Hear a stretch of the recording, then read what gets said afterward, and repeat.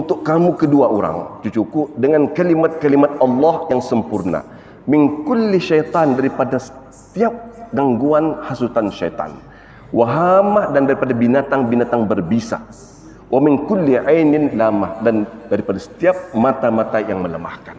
Ini apa maksudnya tuan? Kalau ni yang menjadi bencana dalam keluarga ini adalah satu, syaitan, gangguan makhluk halus. Yang kedua, kadang-kadang yang kita takuti ialah binatang-binatang berbisa. Daripada binatang-binatang berbisa, wa min kulli ainin lamah, dan daripada mata-mata pendengki, mata-mata yang melemahkan. Artinya sihir, kata orang pendengki, orang yang membuat anda baik kata ni, ini ubatnya tuan. Dan apa kata Rasulullah sallallahu alaihi wasallam lagi? Thumma yaqulu kan abukum yu'awwidu bihima Ismail wa Ishaq. Adapun ya bapa kamu, katanya, membacakan kalimat yang sama, doa yang sama untuk kedua anaknya Ismail dan Ishaq. Siapa nama bapanya tu? Seringgit tujuh anak-anak muda. Siapa namanya ni? Bapa Nabi Ismail sama Nabi Ishaq lah. Nabi Ibrahim lah. Banyak orang jawab ni seringgit kayaknya ni. Bagi habis kita nak. Bagi habis kita. Artinya doa ni tuan, Rasulullah mengajar berdoa kepada Allah untuk cucunya. Dan diberitahunya bukan saja Rasulullah, Nabi Ibrahim pun membaca barangan ini untuk kepada Nabi juga, Nabi Ismail dan Nabi Ishaq. Nabi Ibrahim ini tuan, nanti kalau tadi Isra Miraj berjumpa dia kalau kisahnya ini. Ia mukanya mirip dengan Rasulullah SAW. Nabi Ibrahim. Ini kalau cerita pun bagus dengan Nabi semasa kan bendera, bangsa bendera terpulang. Bendera ini saya akan menerangkan itu nah. Atau yang tangan macam itu siapa tahu? Tangan yang macam namanya. Atau RM10 saya bagilah jok. Ada bang yang benjatuh nah. Siapa dapat ni yang tangan cuma dua betingah? Apa namanya? Tukat Ajai. Hah? Tukat Ajai. No. Laju. Doa. Hah? Doa. Bukan junjung. RM10 laju, RM10. Hah? Bukan. Laju. 5, 4. Laju apa tutup ni 3, 2, 1. No. Apa laju? Tambah lagi 1. Sampai 5 je. 2, 3, 4. Awalnya K. Santa bana RM10 bagi dia. Siapa nyebut Kim Hab bagi RM10. Tahu nak budak Allah ta'alik. Namanya Kim Hab. Allah abang ke. Okey. Kim. Tutup sudah soalan lagi ada. 100. Dan cukup mesin. Okey, Kim Hab namanya tu. Tapi yang paling utama tu yang ada bulan Sabita tu. Bulan Sabita tu namanya bertulis ad-daimun al-muhsinuna bil huda. Ad-daimun, ini bahasa Arab tuan. Ad-daimun al-muhsinuna bil huda artinya orang-orang Brunei yang sentiasa bangun berdiri hidup sampai ke hari kiamat. Doa kita ni al-muhsinun, berbuat ihsan, berbuat kebajikan, berbuat kebaikan kepada dirinya, kepada keluarganya, kepada bapanya, kepada anaknya, kepada keluarganya, kepada Allah, kepada Rasulullah, kepada masyarakat, kepada negara, kepada orang berislam, untuk berbuat baik saja untuk sunnah. Ini orang-orang Brunei ini bil huda, dengan hidayat daripada Allah Subhanahu wa taala. Ad-daimun al-muhsinun bil huda. Ini tempat lain itu wallahi. Negara-negara ini terdapat ni, Brunei ini terdapat ni, yang ada tulisan doa macam mana ni, wallahi seluruh dunia 128 negara di dunia ni, Brunei ini terdapat ni, yang ada kalimah doa dalam bahasa Arab Jawi. Dan Brunei yang punya kalimah, dua kalimahnya, satu ad-daimun al-muhsinun bil huda, sama satu kalimat lagi di bawahnya ada tentang di bawahnya tu dalam panji-panji Brunei Darussalam, kalimah Jawi. Kemudian Brunei itu nama negeri kita ni. Kemudian Darussalam itu adalah kalimat bahasa Arab, dar artinya rumah, assalam yang sempurna ataupun yang selam. Brunei Darussalam. Jadi bis kita tuan-tuan cuba amalkan kita ni Brunei Darussalam. Tadi kamilkan, tadi sempurnakan namanya tu bah. Dari mana ke bis kita ni orang? Kami daripada Brunei Darussalam. Oh, kita ni orang Darussalam. Jadi doa lah kita ni bah. Sultan ni kan hidup di Brunei ni tuan, bukan tani kan hidup saja, anak cucu tani kan mau disuruh sebagai hari kiamat ni bah. Jadi berdoa saja. Nah, kalau berstani kaji jangan lupa. Min ay bilad ya akhi. Ya. Takalam Arabi Muslim, Muslim kan kaji. Min ay bilad min Brunei Darussalam. Darussalamnya lughah Arabiyah. Takalam Arabi. La, no Arabic. Ya Darussalam itu sabut bah. Jadi Darussalam itu bahasa Arab. Jadi orang Arab kalau nyundang suka. Dan dia doa Darussalam, rumah yang selamat nih kita nyanyinya. Jadi zaman ada perang yang besar dalam Islam, dalam sirah. Satu masa perang Uhud, perang Badar, dan juga yang paling agung di perang Mu'tah. Dalam perang Mu'tah ini pasal bendera tuan, sedikit je tanah bendera. Kisahnya dalam perang Uhud, perang Uhud, Rasulullah bendera Islam tuan, ia putih asalnya. Tapi misalnya jangan pakai bendera putih ni pasal apa? Anu bendera apa? Serinda bah, serinda. Bendera putih kadang, tapi dulu putih bendera asal mula-mula dibawa oleh Abu Birdad masa zaman tahun pertama hijrah, dibawa oleh Sayyidina Hamzah, panglima perang. Masa perang itu namanya Saiful Bahr. Orang Islam 30 orang tuan mencantas mengintai orang-orang musyrikin Mekah seramai 300 orang, diketuai oleh Abu Jahal. Diorang atukan ke Syam berjaga. Rasulullah mendengar daripada pengintip-pengintipnya, rupanya ada orang musyrikin mau cuba kita kata Rasulullah cuba pintas. Berdepanan sudah, kan berperang, bawa benderanya sudah, tapi dia jadi berperang setelah ada orang mengamankan. 30 orang tuan melawan 300 orang Islam, dia takut. Bendera punya parcel, dia takut mati. Setelah orang Islam ini tuan, kalau dia berperang tuan, dua perkara yang dapat keuntungannya. Kalau dia mati syahid, masuk syurga. Kalau dia menang, ia mendapat harta rampasan dan ia mulia dunia akhirat. Ini kehebatannya tu.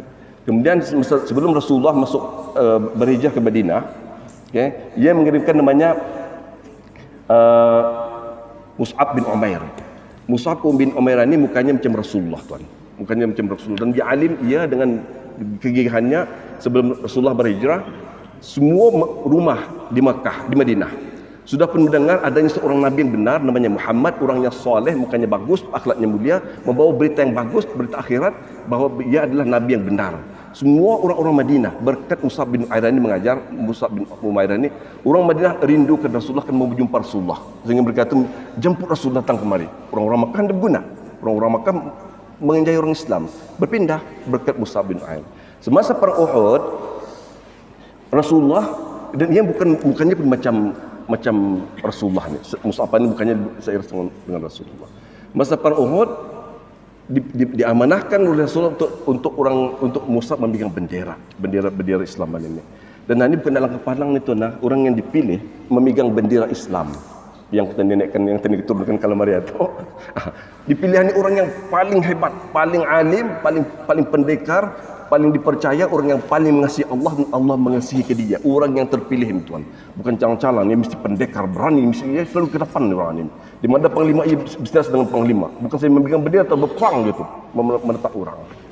Masa perang itu bila orang Islam ingkar, bukan ingkar, orang Indah mengikut cakap Rasulullah masa perang Uhud. Orang-orang itu turun daripada Bukit Rimah atau Bukit Rumah Tuan. Kalau kita naik haji, umrah, ke bawah melaut tu bah, medan Uhud tu bah. Ada bukit pemanah. Jadi orang Islam, sebagian orang Islam itu lebih kurang 40 orang turun mengambil harta. Orang Islam menang satu sudah menghalau orang kafir. Mus'ab memegang bendera. Diambil oleh Khalid bin Al-Walid dengan 200 orang tentera berkudanya. Apabila orang Islam sudah lain ikut tentara Rasulullah, jangan turun. Kami menang kalah, jangan kamu turun, katanya. Pemanahan ini. Dia turun. Tinggal 2-3 orang saja. Jangan turun kita sahabat. Dia turun juga. Diintai oleh Khalid bin Al-Walid dari belakang yang menghambat orang Islam. Termasuk Mus'ab bin Umair yang tadi itu, yang guru yang pandai itu, putus tengah stampek Tuhan. Ini bendera putus stampek kena pancung, stampek lagi memegang bendera ini. Stampek megang lagi, putus lagi. Apalagi harapannya ditekulnya bendera itu macam mana Tuhan? Putus sudah. Masih hidup lagi, masih sehingga datang Abu Qami'ah. Abu Qami'ah namanya, orang ini orang yang ganas dan musuh Allah. Lalu ia sempat memancung, membunuh Mus'ab bin Umair, syahid, bendera jatuh. Dilihatnya macam Muhammad ni ya. Dan katanya Muhammad sudah mati katanya. Jadi orang Islam masa tu mendengar Rasulullah mati, wafat, diorang tidak bersemangat. Diorang macam mana Rasulullah sudah mati? Tapi itu bukan Rasulullah, tetapi salah orang. Orang kafir pun yang mana berhenti berperang. Rasulullah mati waktu balik tanya apa kita kan orang sudah kadahnya. Orang Islam masa tu termasuk Sayyidina Umar dan juga Sa'ad bin Abi Waqqas meletak senjata sudah, terduduk sudah. Orang yang paling dikasihi, orang yang paling suci, Rasulullah, kasih Allah, sudah wafat, apa guna tadi hidup katanya? Menyerah sudah bismillah. Masa perang Uhud. Mus'ab sudah mati sudah, syahid. Ada seorang namanya astagfirullah, lupa saya namanya, astagfirullahaladzim. Ya ini bila sudah mendengar sudah wafat, siapa namanya? Lupa saya. Ianya kalau Rasulullah sudah wafatnya, matinya, apa guna kita ni hidup katanya? Lebih baik kita ni mati dengan Rasulullah. Lebih baik kita mati dengan Rasulullah katanya.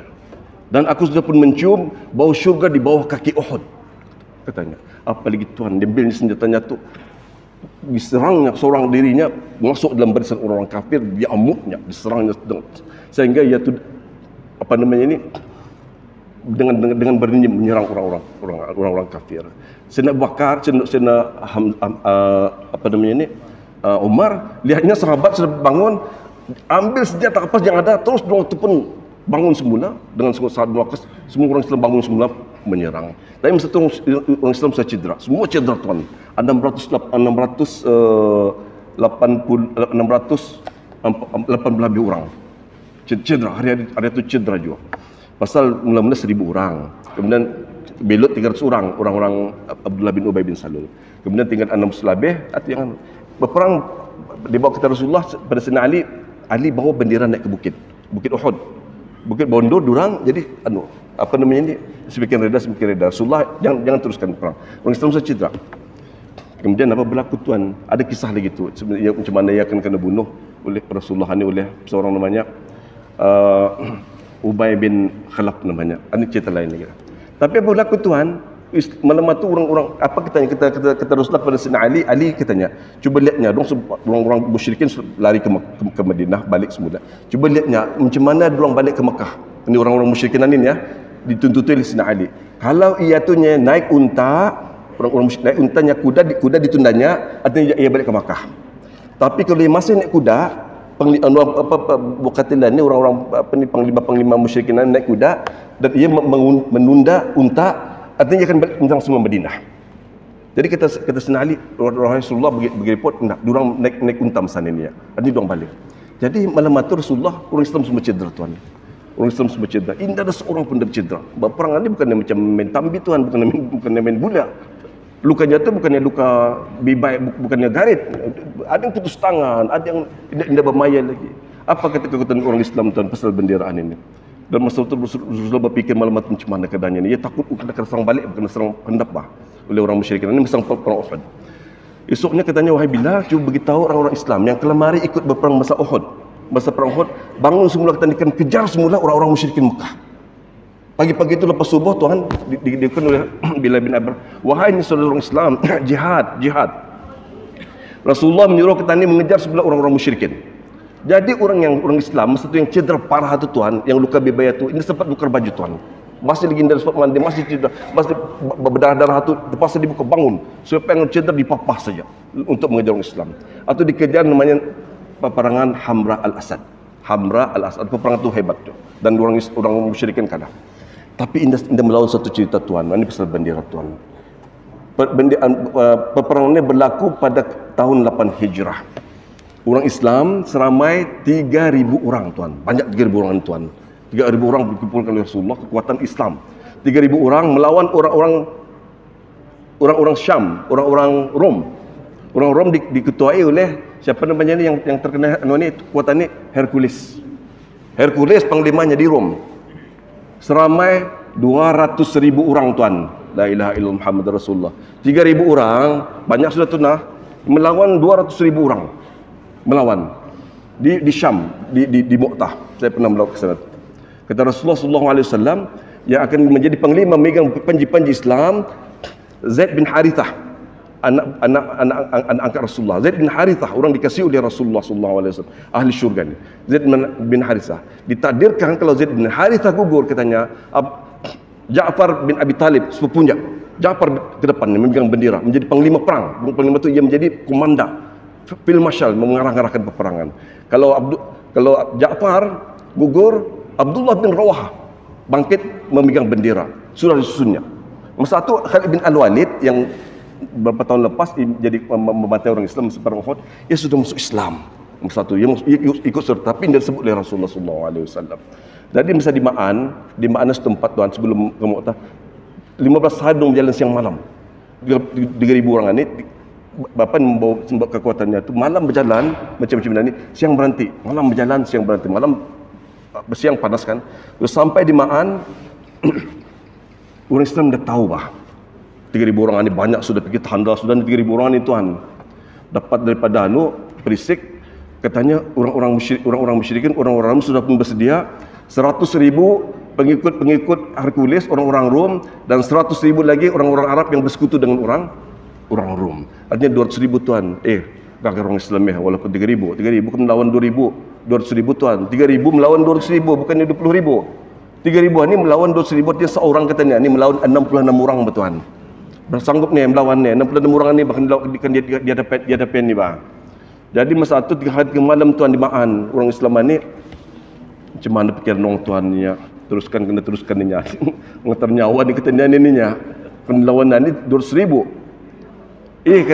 Kata sahabat, bah minta bantuan kepada Rasulullah. Ada mengatakan, baik tak tanya balik yang terjadinya.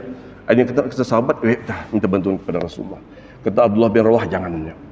Kata anda datang kepada dalam jihad fisabilillah kerana Allah, kena kalimah la ilaha illallah Muhammad Rasulullah Muhammadan katanya. Kata ni kalau tadi mati peperangan ni, kita akan mati syahid, masuk syurga, bidadari menunggu. Dan kalau tadi menang, kita dapat harta rampasan. Kita terus berjuang, jangan kita mundur katanya. Bertakbir semua tuan, bertakbir Allahu Akbar, pindah daripada Ma'an ke Mu'tah. Di Mu'tah apalagi Zaid bin Harithah dia amanahkan oleh Rasulullah sallallahu alaihi wasallam mengetuai peperangan ini.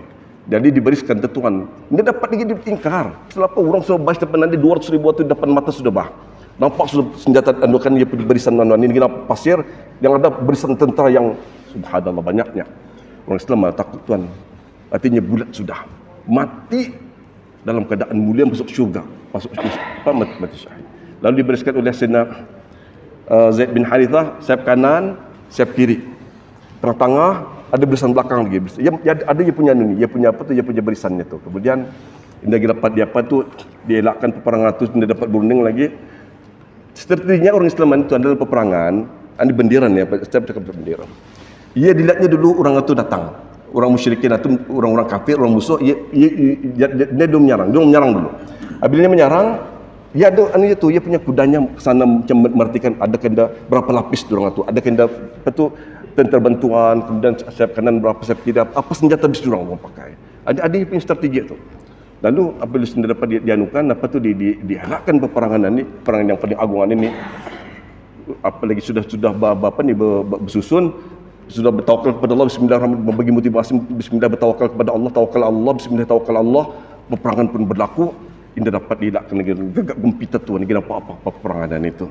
Jadi mudah-mudahan Allah memberkati semua dan mudah-mudahan Tuan akan dapat hidayah daripada Allah. Mudah-mudahan apa yang saya bicarakan ini akan dapat menambahkan kita punya keimanan dan juga ketakwaan kepada Allah, dan mungkin bertambah makmur Masjid Ani Karang oleh kita dan ahli keluarga. Dan di rumah Karang jangan lupa tuan baca bismillahirrahmanirrahim, baca assalamualaikum, kemudian makan baca bismillahirrahmanirrahim. Jangan lupa makan malam, tapi jangan lebih-lebih makan malam itu. Kemudian jangan lupa doa tadi itu tuan yang kirimkan itu, wa'idzuka bikalimatillahi tammati min kulli syaitan wa hamham kulli alam. Bis kita yang sudah tua-tua, cucu kita nak panggil wa'idzukum bikalimatillahi tammati min kulli syaitan wa hamham kulli alam. Bini juga wa'idzuki bikalimatillahi tammati min kulli syaitan wa hamham kulli alam. Jumpa lagi adik-beradik, wa'idzuka bikalimatillahi tammati min kulli syaitan wa hamham kulli alam. Okay, jangan lupa lepas ni ngupik tadi. Ngutihkah supaya mudah bah.